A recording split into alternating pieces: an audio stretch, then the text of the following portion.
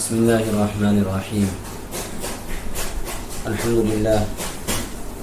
للہ رب العالمین الصلاة والسلام علی سید الانبیاء والمرسلین وعلی آلہ واصحابہ اجمعین اما بعد اعوذ باللہ من الشیطان الرجیم بسم اللہ الرحمن الرحیم کل نفس ذائقۃ الموت صدق اللہ العظیم۔ دیکھو بھائیوں، دوستو، بزرگوں، دنیا کے اندر جو بھی آیا ہے اس کو دنیا چھوڑ کر جانا ہے۔ اللہ رب العزت نے قرآن کریم میں فرمایا ہے کہ ہر نفس کو موت کا مزہ چکھنا ہے، یعنی ہر ذی روح کو دنیا چھوڑ کر جانا ہے، اس سے موت آئے گی۔ لیکن کبھی کبھی ایسا ہوتا ہے کہ شوہر کا انتقال پہلے ہو جاتا ہے، کبھی ایسا ہوتا ہے کہ بیوی کا انتقال پہلے ہو جاتا ہے۔ تو کیا شوہر کے انتقال کے بعد بیوی اپنے شوہر کا چہرہ دیکھ سکتی ہے، اسے چھو سکتی ہے، اسے کفنا سکتی ہے یا نہیں؟ تو شوہر کے انتقال کے بعد بیوی چونکہ عدت میں ہے تو عدت وفات کے میں وہ نکاح کے اندر ہی ہے، اس لیے وہ اپنے شوہر کو دیکھ بھی سکتی ہے، چھو بھی سکتی ہے۔ اگر کوئی غسل دینے والا نہ ہو تو غسل بھی دے سکتی ہے،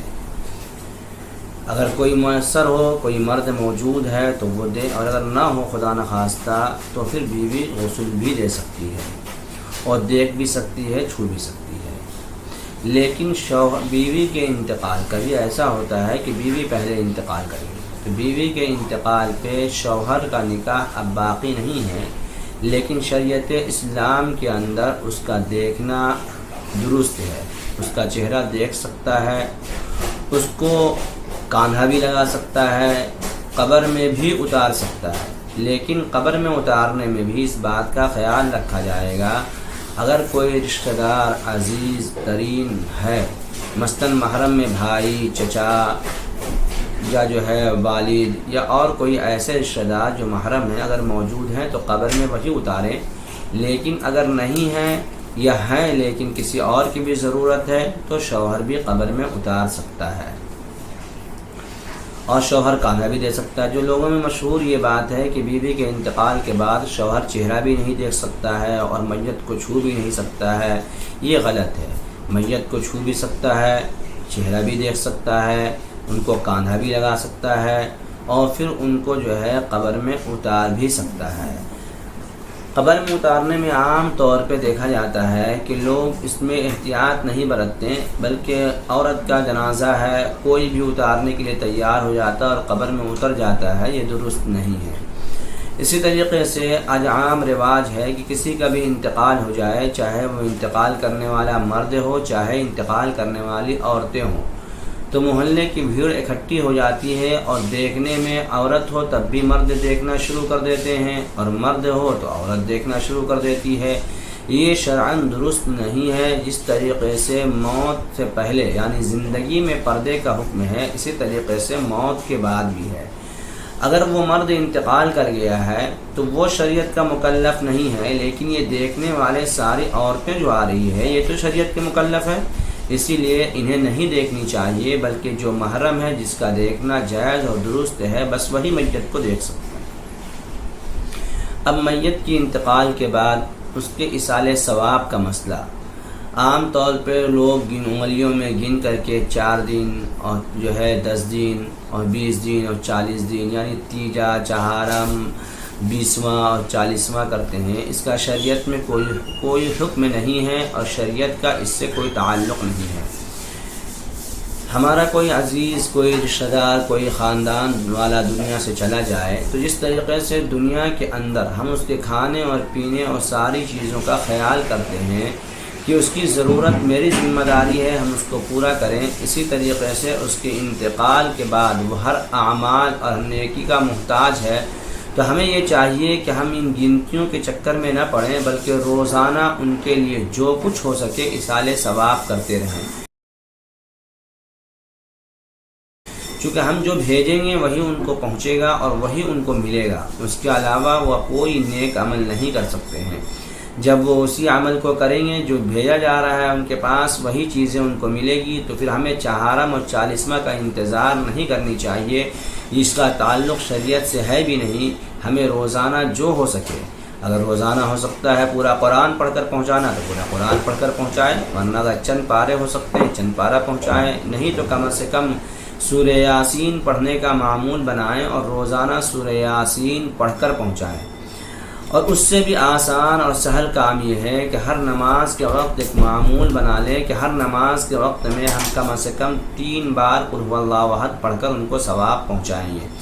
چونکہ 3 بار قل هو اللہ احد پڑھنے کی فضیلت آقا نامدار محمد رسول اللہ صلی اللہ علیہ وسلم نے فرمایا کہ ایک قرآن کریم پڑھنے کا ثواب ملتا ہے۔ تو 3 بار قرآن شریف قل هو اللہ احد پڑھ دیے، اگر 5 وقت میں 3 بار قرآن شریف قل هو اللہ احد پڑھ کر ثواب پہنچاتے رہیں تو پھر ہر نماز میں گویا کہ ایک قرآن ہم نے پڑھ کر ثواب پہنچایا، اور جب مرحوم کو یہ ثواب پہنچے گا، ان کا ایصال ثواب اس کے ذریعے ہوگا، تو پھر ان کے لیے آخرت کے سربلندی کا ذریعہ بنے گا اور آخرت کے درجات ان کے بلند ہوں گے۔ تو اس لیے یہ اعمال کرنی چاہیے۔ اسی طریقے سے میت کے انتقال کے بعد اب مسئلہ ہوتا ہے اس کے چہرے کا دیکھنے کا۔ تو میت کے انتقال کے بعد اس کا چہرہ کفنانے اور غسل سے پہلے تو دیکھے، اگر غسل کفن کے بعد بھی دیکھے تو کوئی مذائقہ نہیں ہے، لیکن جنازے کی نماز کے بعد نہیں دیکھنا چاہیے اور نہیں دکھانا چاہیے، اس لیے کہ جنازے کے نماز کے بعد عام طور پہ اللہ رب العزت کے طرف سے آخرت کے مراحل اس کے چہرے پہ ظاہر ہونے لگتے ہیں۔ اگر نیک ہیں تو ان کے چہرے پہ بشاشت، خوشیاں اور چمک اور یہ ساری چیزیں نظر آئے گی، اور اگر برا ہوں، اللہ نہ کرے کوئی ایسا ہو، برا ہو، بدبخت انسان ہو، پھر اس کے چہرے لوگ دیکھیں گے تو پھر تبصرے اور تذکرے کریں گے کہ جنازے کے بعد اس کا چہرہ ایسا ہو گیا تھا، ویسا ہو گیا تھا، تو پھر ایک آدمی غیبت کرنے والا ہوگا ایک مردہ کا۔ اسی لیے جنازے کی نماز کے بعد تو بالکل دکھانے سے اور دیکھنے سے گریز کرنی چاہیے، نہیں دکھانی چاہیے۔ میت کو قبر میں لٹانے کے بعد اس طریقے سے لٹائیں کہ اس کا رخ قبلہ کی طرف ہو، اگر پورا رخ نہ ہو پاتا ہو تو کم سے کم اتنا ضرور ہو کہ ان کا چہرہ قبلے کی طرف ہو۔ دنیا کے اندر جو بھی آیا ہے اسے جانا ہے، اس کے اعمال کے اعتبار سے وہاں حساب فیصلے ہوں گے، لیکن وہ کوئی عمل اب نہیں کر سکتا جانے کے بعد، تو اب ان کے ورثہ کی ذمہ داری ہے کہ وہ اپنے طور پہ ان تک پہنچائیں۔ اسی طریقے سے بعض لوگ اپنی بیوی کے ساتھ پوری زندگی گزارتے ہیں اور دین مہر جو ان کا حق ہے وہ ادا نہیں کرتے، اور اس کے بارے میں یہ سمجھتے ہیں کہ ان کے انتقال کے بعد ان کے کان میں بول دیا جائے اور وہ ادا ہو جائے گا یا وہ معاف ہو جائے گا، تو یہ شرعاً درست نہیں ہے، اس لیے کہ وہ اب انتقال کر گئی ہے، انتقال کے بعد اب نہ وہ کچھ سن پاتی ہے نہ کچھ دیکھ پاتی ہے، اس لیے اسے کچھ پتہ نہیں، اس کا وہ مکلف ہی نہیں ہے، تب اس کے کان پہ بولنے سے اس کے دین مہر ادا نہیں ہوں گے اور نہ وہ معاف ہوگا۔ دنیا کے اندر آدمی زندگی گزارتا ہے تو اس زندگی گزارنے میں آپس میں اونچ نیچ بھی ہوتے ہیں، کبھی دل شکنی بھی ہوتی ہے، کبھی دل آزاری بھی ہوتی ہے، تو اولاً تو یہ ہونی چاہیے کہ انسان اسی وقت اس کو معاف کر دے، لیکن اگر نہ معاف کر سکتا ہو اور نہ معاف کیا ہو تو کم سے کم اتنا احسان ضرور کرے مردے پہ کہ جب اس کے انتقال کی خبر سنے تو فوری طور پہ معاف کر دے، اس لیے کہ اگر معاف نہ کرے گا تو اب تو وہ بدلہ لے نہیں سکتا، لیکن آخرت میں اس کی وجہ سے اس کی پکڑ ہوگی۔ چنانچہ پیارے آقا صلی اللہ علیہ وسلم نے ایک موقع پہ صحابہ سے پوچھا اور کہا، بتاؤ امت میں مفلس کون ہے؟ صحابہ بھی انسان تھے، انہوں نے اپنے اعتبار سے کہا، یا رسول اللہ صلی اللہ علیہ وسلم، مفلس وہ ہے جن کے پاس کھانے پینے کا سامان نہ ہو، پہننے کے کپڑے نہ ہو، رہنے کے مکان نہ ہو۔ آپ نے فرمایا نہیں، میری امت کا مفلس وہ نہیں ہے، میری امت کا مفلس تو وہ ہے جو کل قیامت کے دن بہت ساری نیکیاں لے کر آئے گا، نیکیوں کا پہاڑ لے کر آئے گا، لیکن دنیا کے اندر کسی کی دل آزاری کی ہوگی، دنیا کے اندر کسی کو تکلیف پہنچایا ہوگا تو اس کی نیکیاں اس کو دے دی جائے گی۔ تو اسی لیے دنیا میں رہنے والے انسانوں کو اس بات کا خیال رکھنا چاہیے کہ جب دنیا میں ہم ساتھ تھے، جو بھی ہوا تو اب اس کی انتقال ہو گئی تو اب ہم اس سے معاف کر دیں تاکہ میرے وجہ سے اس کے جنت کے درجات میں کوئی رکاوٹیں پیدا نہ ہوں۔ اسی طریقے سے انسان دنیا کے اندر ہوتا ہے تو آپسی معاملات اور لین دین میں کچھ قرض ہوا کرتے ہیں، کچھ کاروباری معاملات ہوا کرتے ہیں، تو اگر کسی کے ذمہ کوئی قرض ہے تو اب اس کی 2 صورتیں بنتی ہیں، ایک تو یہ کہ جس کا قرض ہے وہ چاہے تو اس کو معاف کر دے، معاملہ ختم ہو گیا، دوسری صورت یہ ہے کہ وہ انسان معاف نہیں کر سکتا، تو اگر معاف نہیں کر سکتا ہے تو ان کے ورثاء کو ضرور بتا دیں اور مل کر انہیں کہہ دیں کہ بھئی آپ کا جو فلاں آدمی، آپ کا باپ، بیٹا، شوہر جو بھی انتقال کیا ہے، اس کا اتنا رقم ہمارے ذمہ ہے جو ہمیں دینا، ہم کو وہ دیتے ہیں لیکن وہ دے نہیں پائے، تو اب ورثاء کی ذمہ داری ہوگی کہ وہ اس کو آپ تک واپس کریں، جس سہولت کے ساتھ ہو آپ سہولت پیدا کر دیں تاکہ ان کا یہ رقم واپس مل جائے۔ اس لیے کہ ہر قرض اور کاروباری معاملات کے اعتبار سے ہر پیسوں کا علم اس تمام ورثاء کو ہو، یہ بات ناممکن ہوتی ہے، اور آپ نے بتایا نہیں اور پھر آپ اس کے مقروض بنے رہیں کہ وہ ہمیں قرض واپس کرتا اور چلا گیا، کیسے کیا ہوگا؟ تو پھر وہ کل قیامت کے دن ان کی نیکیاں آپ کے حصے میں آئے گی، جس کی وجہ سے ان کو پریشانی کا سامنا ہوگا۔ اسی لیے آپ سہولت یہ پیدا کریں کہ اگر کسی کے ذمہ کوئی قرض ہو اور وہ دنیا سے چلا گیا تو آپ ان کے ورثاء سے مل کر اسے بتا دیں تاکہ وہ آپ کو واپس مل جائے۔ دنیا ایک ایسی جگہ ہے کہ یہاں پہ انسان کبھی رہ ہی نہیں سکتا، دنیا میں آیا بھی، جو بھی آیا ہے اس کو جانا ہے، اور جب جانا ہے تو پھر آخرت کی تیاری یقینی ہے۔ دیکھو اعمال کے اعتبار سے جو ان کو مرحومین کو جو ثواب پہنچانے کا ہے، تو آدمی کو اپنی استطاعت و صلاحیت کے اعتبار سے کچھ نہ کچھ پہنچانے کی کوشش کرنی چاہیے۔ ہمارے یہاں عام رواج ہے کہ ہم جو ہے 40واں کے موقع پہ قرآن کریم، قرآن خوانی کرائے پہ کروا کر کے پھر کوئی ایک قرآن کا سیٹ یا پارے کا سیٹ لے جا کر مسجدوں میں رکھ دیتے ہیں۔ مسجدوں میں رکھنا کوئی خراب چیز نہیں ہے، اچھی چیز ہے، لیکن آج کے اس دور میں جو ہر ایک انسان بہت بیجی لائف گزار رہا ہے، تو اولاً تو 90% لوگ وہ ہیں جو مسجد نہیں آیا کرتے ہیں۔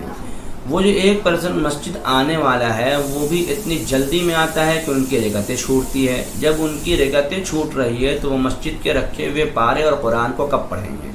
اور صرف مسجد میں پارا اور قرآن رکھ دینا ثواب نہیں ہے، اس کے پڑھنے پہ ثواب ہے۔ تو اب ہم لے جا کر رکھ دیے تو اس سے ثواب تو مل نہیں رہا ہے، اور پھر نتیجہ کیا ہوتا ہے کہ وہ قرآن رکھے رکھے دیمک تک لگ جایا کرتا ہے، پھر اسے قبرستان میں دفن کر دیا جاتا۔ تو اس لیے مسجد میں قرآن دینا ہی ثواب نہیں ہے، بلکہ مسجد کے اندر جو بھی ضرورت آپ محسوس کریں اس اعتبار سے آپ دے دیں۔ اگر مسجد میں جھاڑو کی ضرورت ہے، جھاڑو آپ نے پہنچا دیا، مسجد کے استنجا اور بیت الخلاء میں لوٹے کی ضرورت ہے، آپ نے وہ انتظام کر دیا، مسجد میں لیٹ کی ضرورت ہے، وہ آپ نے کر دیا، وہ تمام آپ کے مرحومین کو سال ثواب کی نیت سے آپ جو کریں گے وہ پہنچ جائے گا۔ یہ بھی کوئی ضروری نہیں ہے کہ آپ مسجد میں ہی دیں۔ آپ نے دیکھا کوئی بچہ پڑھنے والا ہے، قرآن کریم حفظ کر رہا ہے، آپ نے قرآن ہدیہ کروایا اور اس بچے کو دے دیا، وہ بچہ جب تک اس میں رٹتا رہے گا، پڑھتا رہے گا، اس کے نام نیکیاں، اس کے جو ہے نام اعمال میں جس مرحوم کی نیت سے آپ دیے ہیں وہ پہنچتا رہے گا۔ تو اس لیے دنیا کی یہ ذخیریں، اچھا کوئی ضروری نہیں ہے کہ آدمی کے مرنے کے بعد ہی کیا جائے، ایک انسان اپنی زندگی میں بھی اس کام کو کر سکتا ہے کہ اپنی زندگی میں ہم بہت سارے پیسے، بہت ساری چیزیں، دوست احباب ادھر ادھر خرچ کرتے ہیں، ہم اپنے ہاتھ سے، یہ زیادہ معتبر اور زیادہ بہتر ہے کہ ہم اپنے ہاتھ سے کہیں قرآن شریف ہدیہ کر کے کسی بچے کو دے دیے، کسی غریب کو کپڑے کی ضرورت ہے ہم نے کپڑا دے دیا، کسی کو کھانے کی ضرورت ہے ہم نے کھانا دے دیا، کسی مدرسے میں کسی چیز کی ضرورت ہے جو ہماری استطاعت و صلاحیت کے اعتبار سے ہے، معمولی درجہ ہم نے اس کی ذمہ داری لے لی تاکہ وہ ذمہ داری کے اعتبار سے آپ کا وہ اس میں لگتا رہے۔ مثلاً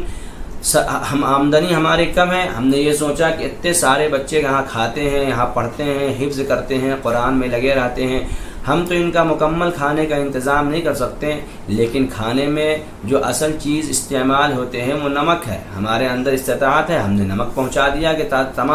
تمام کھانے میں نمک ہمارا ڈلتا رہے، سارے بچے لذت کے ساتھ کھائیں گے، ہمیں ثواب ملتا رہے گا۔ ہم نے چاول پہنچا دیا، ہم نے دال پہنچا دی، جو چیز بھی پہنچائیں گے ثواب کی نیت سے، اپنی نیت سے، اپنے لیے، تو اس کا اجر آپ کو بھی ملے گا اور آپ جس کے لیے نیت کریں گے ان کو بھی ملے گا۔ تو اس لیے دنیا یہ دار العمل ہے، یہاں پہ جتنے اعمال کریں گے اس کا بدلہ ملے گا۔ آنکھ بند ہونے کے بعد ایک مرتبہ سبحان اللہ بھی کہنے کا موقع نہیں۔ اس لیے پیارے آقا صلی اللہ علیہ وسلم نے فرمایا کہ تم کبھی کبھی قبرستان بھی جایا کرو تاکہ تمہیں اپنی موت یاد آئے، اور جب موت یاد آئے گی تو پھر تم موت کی تیاری کرو گے۔ قبرستان جانے کے بعد میت کو ہم لے کر جاتے ہیں، دفنانے سے پہلے جو وقت رہتا ہے ان وقتوں کو ہم ضائع کر دیتے ہیں۔ ادھر ادھر کی باتوں میں، قبرستان کے معائنہ کرنے میں، اس کے جنگلات کو دیکھنے میں، دوسرے قبروں سے موازنہ کرنے کے اعتبار سے، تو پھر نتیجہ یہ ہوتا ہے کہ قبرستان جیسی جگہ جہاں پہ موت یاد آنی چاہیے وہاں پہ بھی ہم غیبت کر ڈالتے ہیں کہ فلاں کمیٹی کام کر رہی، یہ کمیٹی کام نہیں کر رہی، تو نتیجتاً ہم وہاں بھی غیبت کرنے والے ہو جاتے ہیں۔ لیکن اگر ہم قبرستان کے ان وقتوں کو ضائع کرنے کے بجائے ہم وہاں پہ کچھ پڑھتے رہیں، اگر سورہ یاسین یاد ہے تو وہ پڑھیں، ورنہ جو صورتیں یاد ہے وہ پڑھیں، کلمہ طیبہ، درود پاک پڑھتے رہیں، تو ہمارا یہ پڑھنا تمام مردوں کو بھی ثواب کا ذریعہ بنے گا، اور پھر ہم جن کے لیے خاص طور پہ ایصال ثواب کریں گے ان کو بھی ملے گا، اور خود ہم اپنے آپ کو گناہ سے بچ جائیں گے کہ وہاں پہ غیبت کرنا جو سنگین گناہ تھا ہم اس سے بچ گئے۔ اس لیے کہ آج ہمارے خاموش رہنا بہت مشکل ہے، ہم خاموش نہیں رہ پاتے ہیں، اگر رہنے کی کوشش بھی کرتے ہیں تو دوسرا رہنے نہیں دیتا، کچھ نہ کچھ آ کر چرچے اور تذکرے کرنے لگتے ہیں۔ تو اس لیے یہ قبرستان جا کر مسجد کو کاندھے میں اٹھا کر پہنچانے کے بعد، یہ قبرستان اس لیے نہیں ہے کہ ہم اپنے بچوں کے رشتے کی بات کریں، اپنے کاروبار کے نفع نقصان کی بات کریں، قبرستان کے راستے اور جنگلات کی بات کریں، الیکشن کی بات کریں، نہیں، بلکہ وہاں تو اپنی موت کو یاد کرنے کا ہے، اور ان جو بے بس اور بے یار و مددگار قبروں میں پڑے ہوئے ہیں ان کے لیے ایصال ثواب کرنے کے لیے وہاں اپنی زبان کو استعمال کریں اور کچھ نہ کچھ پڑھ کر ثواب پہنچائیں۔ ہم جب آج ایسا کریں گے تو ہماری نسلیں ہمیں دیکھیں گی، کل جب ہم قبر میں ہوں گے تو ہمیں بھی اسی طریقے سے ایصال ثواب لوگ کریں گے، اور اگر آج ہم ایسا نہیں کریں گے تو ہماری نسلیں ہمیں دیکھیں گی کہ ابا یہاں آتے ہیں، بھائی یہاں آتے ہیں کسی کی مٹی دینے، تو یہاں کی کمیاں نکالتے ہیں اور یہاں یہ باتیں کرتے ہیں، تو وہ بھی یہی کریں گے۔ اسی لیے اپنے آپ کو ان پہ دھیان دیں، ایک دن ہمیں بھی دنیا چھوڑ کر جانا ہے، اور دنیا میں کوئی ہمیشہ رہنے کے لیے نہیں آیا۔ اللہ ہمیں اور آپ کو سمجھ کے توفیق عطا فرماوے۔ آمین و آخر دعوانا الحمدللہ۔